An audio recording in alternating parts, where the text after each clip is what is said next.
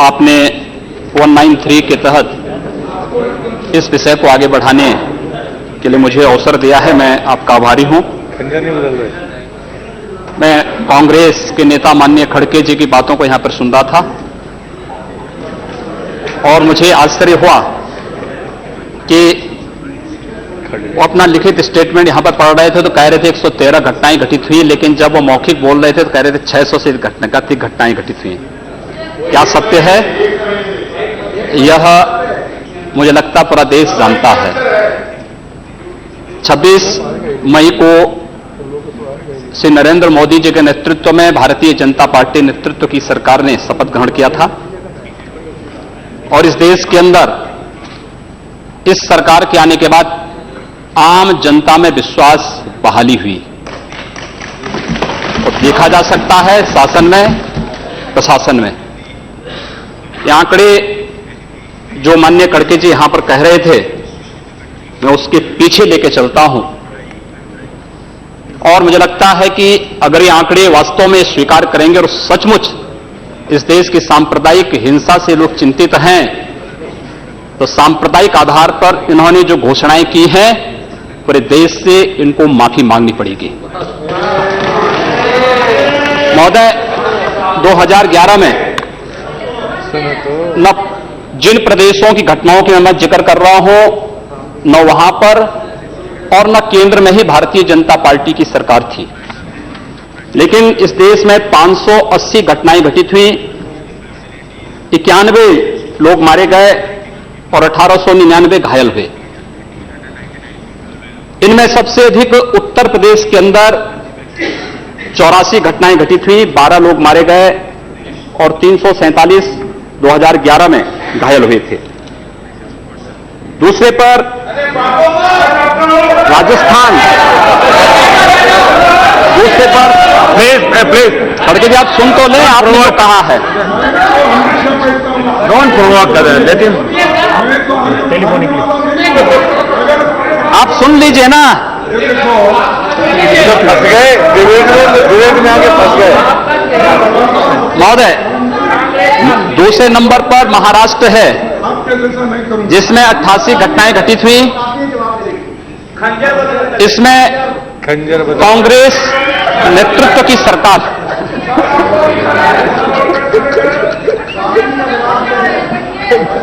88 घटनाएं घटित हुई, 15 मारे गए। तीसरे पर कर्नाटक, ये भी कांग्रेस की सरकार यहां पर है, इसमें 70 घटनाएं घटित हुई और उसके बाद केरल में 30 घटनाएं घटित हुई। 2011 की बात कर रहा हूं। 2012 में 668 घटनाएं घटित हुई, 94 की मौतें हुई और 2117 घायल हुए। 2013 में केंद्र में कांग्रेस नेतृत्व की ही सरकार थी और 823 से अधिक सांप्रदायिक हिंसा की घटनाएं पूरे देश के अंदर घटित हुई। यद्यपि कानून व्यवस्था राज्य का विषय है और राज्य सरकार की जैसी मंशा होती है, वहां का राजनीतिक नेतृत्व जैसे होता है, वहां का प्रशासन उसी प्रकार की कार्रवाई करता है। मुझे लगता है ईमानदारी से इन लोगों ने विश्लेषण किया होता और अपनी केंद्र सरकार और अपने या अपने से जुड़े हुए अपने सहयोगी दलों के द्वारा जो संचालित सरकारें हैं, उन सरकारों के सांप्रदायिक एजेंडे पर ध्यान दिया होता। ये पोलराइजेशन आखिर हो क्यों रहा है? पोलराइजेशन के कारण क्या है? मुझे लगता है वह पोलराइजेशन के पीछे के कारणों को ईमानदारी से हम विश्लेषण करेंगे तो मुझे लगता है एक तरफ आप कहते हैं हम सेकुलर हैं और दूसरी तरफ एजेंडा जो लागू करते हैं उसको सांप्रदायिक रूप से कॉम्युनल आधार पर लागू करते हैं। इस देश में 12 लाख से अधिक साधु संत और पुजारी रहते हैं, लेकिन ये लोग इमामों के लिए वेतन की घोषणा करते हैं, एक पक्षीय कार्रवाई करते हैं। क्या एक सेकुलर एजेंडा है? दिल्ली की सरकार ने किया, पश्चिमी बंगाल की सरकार ने किया, महाराष्ट्र की सरकार ने किया। क्या यही सेकुलर एजेंडा है? सांप्रदायिक आधार पर ये लोग बांटते हैं समाज को। और महोदय, उसी प्रकार से इन लोगों ने उत्तर प्रदेश की बात करता हूं, वहां पर जो योजनाएं हैं उसमें 20% मुस्लिम आबादी के लिए आरक्षित कर दिया गया। कब्रिस्तान की बाउंड्री वाल के नाम पर गांव-गांव में विवाद खड़ा करके 300 करोड़ रुपया उसके लिए आवंटित किया जाता है। गांव-गांव में उसके माध्यम से विवाद खड़ा किया जाता है। सुप्रीम कोर्ट कहता है कि किसी भी सार्वजनिक संपत्ति पर, मंदिर के नाम पर, मस्जिद के नाम पर, किसी भी अन्य उपासना विधि के नाम पर, मदरसों के नाम पर या मजारों के नाम पर कब्जा न मत करने दो। लेकिन उत्तर प्रदेश में कब्रिस्तान की बाउंड्री वाल के नाम पर धड़ल्ले से काम चल रहा है, कोई रोक टोक नहीं, क्योंकि शासन की ये मंशा है, इसलिए प्रशासन उसमें बोलता नहीं। क्या सांप्रदायिक ध्रुवीकरण नहीं होगा? उसी प्रकार से उससे भी खतरनाक स्थिति, आतंकवादियों पर दायर मुकदमे वापस लिए जाते हैं। आतंकवादियों पर दायर मुकदमे वापस लिए जाते हैं। इस देश में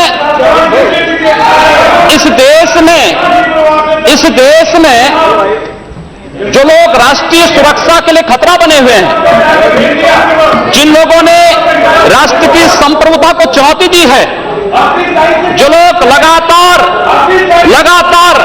भारत की संप्रभुता को चुनौती दे रहे हैं और देश में हिंसा को बढ़ावा दे रहे हैं, उन लोगों पर दायर मुकदमे, चाहे वह राम जन्मभूमि पर आतंकी हमले का मामला हो या संकट मोचन मंदिर काशी में सीआरपीएफ कैंप रामपुर का मामला हो या गोरखपुर के सिरे ब्लास्ट का मामला, ये जितने भी मामले हैं, इन सभी मामलों में जिन आतंकवादियों के खिलाफ मुकदमे दर्ज हुए थे, उत्तर प्रदेश की सरकार ने वोट बैंक के लिए उन मुकदमों को वापस लेने का कुत्सित प्रयास किया। न्यायालय अगर बीच में नहीं होता तो संभवतः अब तक वे आतंकवादी बाहर छूट करके पुनः नरसंहार कर रहे होते, जिस प्रकार से उत्तर प्रदेश के अंदर और प्रदेश के अंदर हुआ है। और उसके बाद भी ये कहते हैं कि सांप्रदायिक हिंसा बनी रहे। महोदय, चर्चा का विषय होना चाहिए कि आखिर सांप्रदायिक कौन है? कौन है सांप्रदायिक? कौन सांप्रदायिक है? और मुझे लगता है इस पर चर्चा होना बहुत आवश्यक है। महोदय, जो हम लोगों ने जाना है, जो हम लोगों ने समझा है, इस सांप्रदायिक वह होता है जो कहता है कि मेरा इष्ट या मेरा देव या मेरा पैगंबर ही सर्वश्रेष्ठ है। उसके मानने वालों को तो जीवित रहने का अधिकार है, शेष को नहीं। मुझे लगता है वह सांप्रदायिक है। हिंदू जीवन दर्शन कभी इस बात की इजाजत नहीं देता। हमने किण्वंतो विश्वारंभ का संदेश दिया था, हमने सर्वे भवन्तु सुखिनः का संदेश दिया था, हमने तो इस देश के अंदर एकम सद विप्रा बहुधा वदन्ति की बात कही है। जियो और जीने दो, वह विश्वास हमारा दर्शन करता है। और दुनिया की कौन सा मजहब और कौन सा ऐसी कौम है जिसको विपरीत परिस्थितियों में हिंदू दर्शन ने अपने यहां शरण न दी हो, उसको फलने फूलने का अवसर न दिया हो? कौन सा ऐसा है दुनिया के अंदर? लेकिन आज जिस हिंदू दर्शन ने सबको शरण दी, सबको फलने फूलने का भरपूर अवसर दिया, आज जब उसी के खिलाफ षड्यंत्र होना प्रारंभ होता है तो उसे एकजुट होना तो पड़ेगा ही। और मुझे लगता है इन लोगों के कर्मों का फल है कि पूरे देश का हिंदू जनमानस आज इस बात के लिए तैयार हो रहा है कि उसके खिलाफ आज शासन तंत्र से जो षड्यंत्र हो रहे हैं उसका जवाब अपने स्तर पर देना ही पड़ेगा। और आज वही स्थिति सामने आई है। महोदय, मैं पूछना चाहता हूं इससे, मैं पूछना चाहता हूं इन लोगों से, जब भारत का मुसलमान हज यात्रा करने के लिए जाता है, महोदय, जब हज यात्रा करने के लिए जाता है, उसकी पहचान तब भारतीय के नाम पर नहीं, पाकिस्तानी के नाम पर नहीं, बांग्लादेशी नाम पर नहीं, भारतीय उपमहाद्वीप का जो भी मुसलमान हज यात्रा करने के लिए जाता है उसकी पहचान हिंदू नाम पर होती है, उसकी पहचान भारतीय, पाकिस्तानी या बांग्लादेश के नाम पर नहीं। लेकिन अगर उसी हिंदू पहचान को हम इनके ऊपर यहां पर लागू करने का प्रयास करते हैं, इनको बुरा लगता है। हिंदू हिंदू सांप्रदायिकता नहीं, हिंदू राष्ट्रीयता का प्रतीक है। और भारत की राष्ट्रीयता का प्रतीक हिंदुत्व को बदनाम करोगे तो उसकी कीमत चुकानी पड़ेगी इन लोगों को। और इसलिए महोदय, मैं आप सबके आपके माध्यम से एक बार कहना चाहता हूं, महोदय, एक बार गुरुदेव रविंद्रनाथ टैगोर ने कहा था, गुरुदेव रविंद्रनाथ टैगोर ने एक बात कही थी। उन्होंने कहा था अगर भारत को समझना है, अगर भारत को समझना है, बैठ गए आप महोदय, उन्होंने कहा, गुरुदेव रविंद्रनाथ टैगोर ने एक बात कही थी और उन्होंने कहा था कि अगर भारत को समझना है तुम्हें भारतीय अस्मिता को पहचानना पड़ेगा, और भारतीय अस्मिता को पहचानना है तो स्वामी विवेकानंद के बारे में आप जान लीजिए। स्वामी विवेकानंद ने एक बात कही थी कि गर्व से कहो हम हिंदू हैं। स्वामी विवेकानंद ने एक बात कही थी कि गर्व से कहो हम हिंदू हैं। स्वामी विवेकानंद तो सांप्रदायिक नहीं थे, स्वामी विवेकानंद तो किसी पार्टी के नहीं थे। स्वामी विवेकानंद ने तो भारत का प्रतिनिधित्व किया था पूरी दुनिया के अंदर, और दुनिया के अंदर जो हिंदू आज पूरे देश के अंदर, पूरी दुनिया के अंदर अपनी सहिष्णुता के लिए पहचाना जाता था, आज उस हिंदू के साथ किस प्रकार का व्यवहार किया जा रहा है, वह कश्मीर से विस्थापित होता है, उसे कश्मीर से निकाला जाता है। एक भी बार इस सदन में चर्चा नहीं होती है, इन लोगों का मुंह नहीं खुलता जब कश्मीर से 3.5 लाख की संख्या में कश्मीरी पंडित निकाले जाते हैं। अब ये लोग नहीं बोलते। पिछले 2012 में असम के अंदर 3 महीनों तक बोडो जनजाति के लोगों को मारा जाता रहा, कोई नहीं बोला।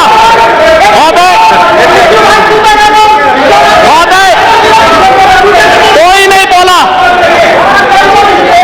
जम्मू कश्मीर के बाद जम्मू कश्मीर के हिंदुओं के मारने पर कश्मीरी पंडितों को उनके घरों से बेदखल कर दिया गया, एक भी बार ये लोग बोले नहीं, इनको पीड़ा नहीं हुई। दुनिया के अंदर ये अपने आप में बिरला उदाहरण था जहां पर अपने ही देश में अपने ही जानने वाले लोग विस्थापित होकर के खाना बदोश की जिंदगी जी रहे हैं। उस शर्मनाक घटना की निंदा एक भी बार इन लोगों ने नहीं की। मुंबई के दंगों पर ये लोग मौन रहे। जमशेदपुर और भागलपुर के दंगे कांग्रेस के समय हुए थे, एक भी बार इन लोगों ने उस पर चिंता व्यक्त नहीं की। और तो और 1984 में इस देश के अंदर जिन सिख गुरुओं का योगदान इस देश को बचाने और इस देश की धर्म और संस्कृति, इस देश के समाज को बचाने में बहुत महत्वपूर्ण थी, उन सिखों के कत्लेआम पर भी इनको शर्म महसूस नहीं होती है। और आप लोग इस देश के अंदर बात करते हैं सांप्रदायिक सौहार्द की, इनका पूरा चेहरा सांप्रदायिक हिंसा से रंगा हुआ है, सांप्रदायिक एजेंडे से रंगा हुआ है। और इसीलिए बंधु महोदय, इस देश के अंदर असम में क्या हो रहा है, बांग्लादेशी घुसपैठिए इन लोगों के अपने हो गए, और इस देश में लाखों वर्षों से रहने वाला समुदाय पराया हो गया। इस देश के अंदर महोदय, असम में बांग्लादेशी घुसपैठियों के कारण कोकराझाड़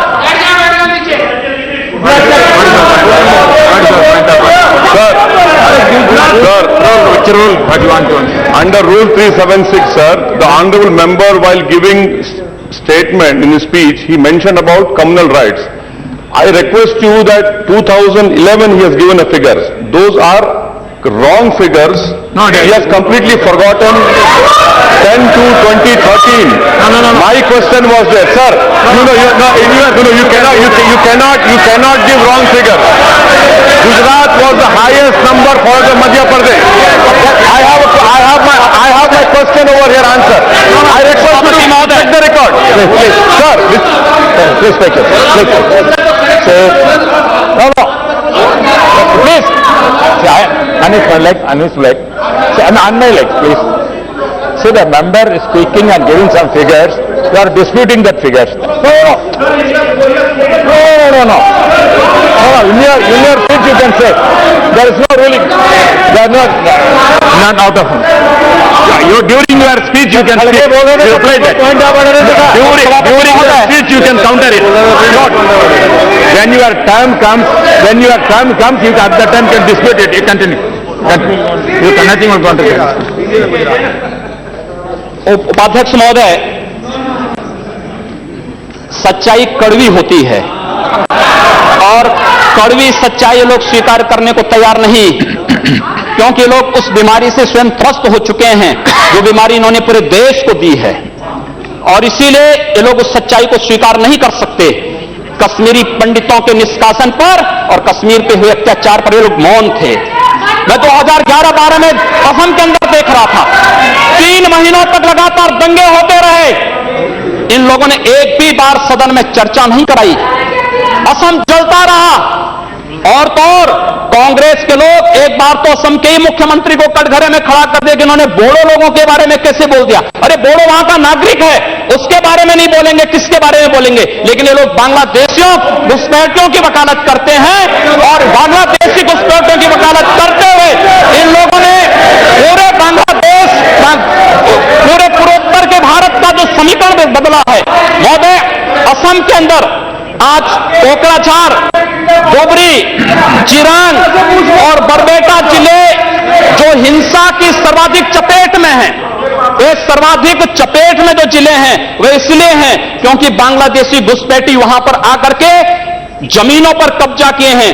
इन लोगों ने वर्क परमिट के साथ साथ उनके राशन कार्ड बनाए हैं, और बेशर्मी के साथ देश के साथ खिलवाड़ इन्होंने वहां पर उनके माध्यम से करवाया है। महोदय, और तो और हम किसी और बात में नहीं जाना चाहते हैं, मैं पूछना चाहता हूं कांग्रेस से और कम्युनिस्टों से भी, कोयंबटूर और बेंगलुरु धमाकों का जो अभियुक्त है, उस दुर्दांत आतंकवादी के लिए विधानसभा का सत्र, स्पेशल सत्र बुलाया जाता है। दोनों दल एक साथ मिलकर के अपील करते हैं कि उसको छुड़वाओ। ये क्या सेकुलर, क्या यही सेकुलर है? क्या इनका यही सेकुलर एजेंडा है? क्या यही इस देश में यही सेकुलरिज्म है? और इस देश के अंदर महोदय, इस देश के अंदर क्या हुआ था? Let him speak. हम भूले नहीं। 11 अगस्त 2012 को मुंबई के आजाद मैदान में जो कुछ हुआ, महोदय, आजाद मैदान की घटना क्या थी? आजाद मैदान में रोयांग मुस्लिम जो बर्मा में थे, उनके बीच में और वहां के बौद्धों के बीच में वहां पर हिंसा हुई, दंगे हुए। ये मामला म्यांमार का है, भारत का नहीं। लेकिन म्यांमार की घटना में दंगा कहां होता है? आजाद मैदान मुंबई में। ये लोग मौन रहते हैं, वहां शहीद स्मारक तोड़ा जाता है, पुलिस के जवानों को मारा जाता है, मीडिया कर्मियों को मारा जाता है। उनके साथ साथ पुणे में दंगे हुए, उनके साथ उत्तर प्रदेश के अंदर बरेली में, लखनऊ में, कानपुर में, इलाहाबाद में दंगे हुए। ये लोग मौन रहे, इन लोगों ने कभी उस पर आवाज नहीं लगाई। ये लोग मौन रहे इस घटना पर।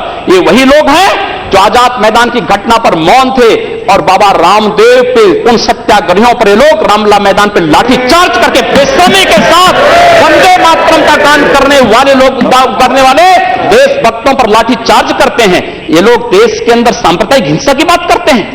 सांप्रदायिक हिंसा किसने फैलाई है? कौन फैला रहा है इस देश के अंदर? कौन इस देश के अंदर सच्चर कमेटी के नाम पर समाज को बांटने का कार्य कर रहा है? इन लोगों ने सांप्रदायिक आधार पर 1947 में देश को बांटा है, और आज पुनः देश को बांटने की साजिश के तहत पाकिस्तान के एजेंडे पे ये लोग कार्य कर रहे हैं। और इसलिए महोदय, जब उत्तर प्रदेश के अंदर की जो घटनाएं आई हैं, उन घटनाओं पर अगर आप नजर डालेंगे महोदय, जो घटनाएं हुई हैं, उन घटनाओं के बारे में अगर मैं आपके सामने देखूं, घटनाएं अपने आप में चौंकाने वाली घटनाएं हैं, और वे चौंकाने वाली घटनाएं कितनी खतरनाक हैं।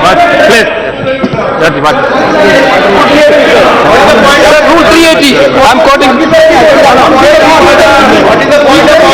No, I will ask. Rule 3. Sir. I have raised a point of order. While speaking, the member already made a defamatory statement. Yes. If the speaker is of the opinion that words have been used in debate which are defamatory or indecent or unparliamentary or undignified, he used the word that we already raised the issues of communal violence. We are not against anybody. We want a secularism to be maintained in this country. Therefore, we made a discussion. But honorable member while discussing, honorable member while discussing, he used the name of Pakistan. He abused us for naming the Pakistan. This is unparliamentary, sir. This should be deleted. Sir. After 380, this should be deleted. Uttar Pradesh के अंदर आता हूं।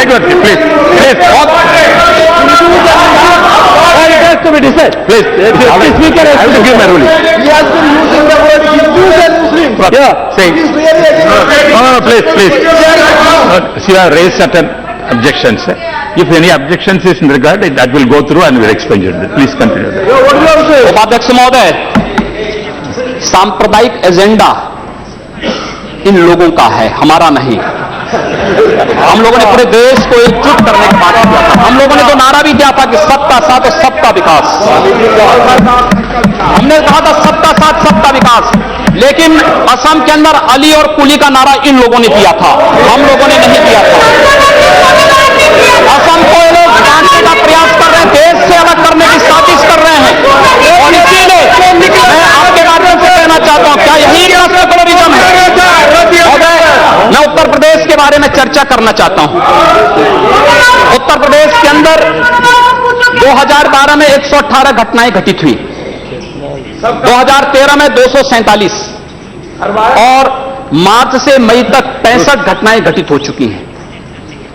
सहारनपुर का दंगा इसलिए हो जाता है क्योंकि हाईकोर्ट के आदेश पर सहारनपुर में एक गुरुद्वारे का निर्माण हो रहा था। अब न्यायालय के आदेश को प्रशासन नहीं मानेगा, उत्तर प्रदेश सरकार नहीं मानेगी। काठ में इसलिए वहां पर विवाद होता है क्योंकि उस गांव में 4 धर्मस्थल हैं, 3 मस्जिद, 1 मंदिर। मंदिर हिंदू समुदाय के द्वारा है, 3 मस्जिदों पर माइक रहेगा, लेकिन मंदिर से माइक उतार दिया जाता है। क्या यही सेकुलर एजेंडा है इन लोगों का? यही सेकुलरिज्म है? क्या इसी को सेकुलरिज्म आप कहेंगे? और इसलिए महोदय, जो कुछ घटना घटित हुई मेरठ के अंदर, एक बालिका का अपहरण होता है और अपहरण होने के बाद उसके साथ जो घटना घटित होती है कितनी शर्मनाक थी। महिला हिंसा पर हम चर्चा कर रहे हैं और उस महिला हिंसा की बात हम कर रहे हैं, उस सब के बावजूद ये लोग मौन हो जाते हैं। इन लोगों के मुंह से इनकी जुबान नहीं खुलती उस मामले में। न्याय का तराजू कभी चलेगा, कानून सबके लिए समान रूप से लागू होगा। कानून इस देश में और इसलिए महोदय, मैं आपके माध्यम से माननीय गृह मंत्री से चाहूंगा, कांग्रेस ने मुद्दा किया है, अच्छा होगा पूरे देश के अंदर और उत्तर प्रदेश के अंदर जो घटनाएं घटित हुई हैं, इनकी एसआईटी जांच करा दी जाए। किसी सिटिंग जज से, किसी सुप्रीम कोर्ट के सिटिंग जज से इन सांप्रदायिक दंगों की जांच करवाने के साथ साथ अराष्ट्रीय तत्वों से किनके संबंध हैं, इसकी भी जांच करा दी जाए। दूध का दूध, पानी का पानी सबके सामने आ जाएगा। यही मांग करते हुए मैं अनुरोध करना चाहूंगा कि लोग सांप्रदायिक एजेंडे के साथ देश के सामने आए हैं और देश के खिलाफ, इनके खतरनाक मंसूबों के खिलाफ हम सबको लड़ना पड़ेगा।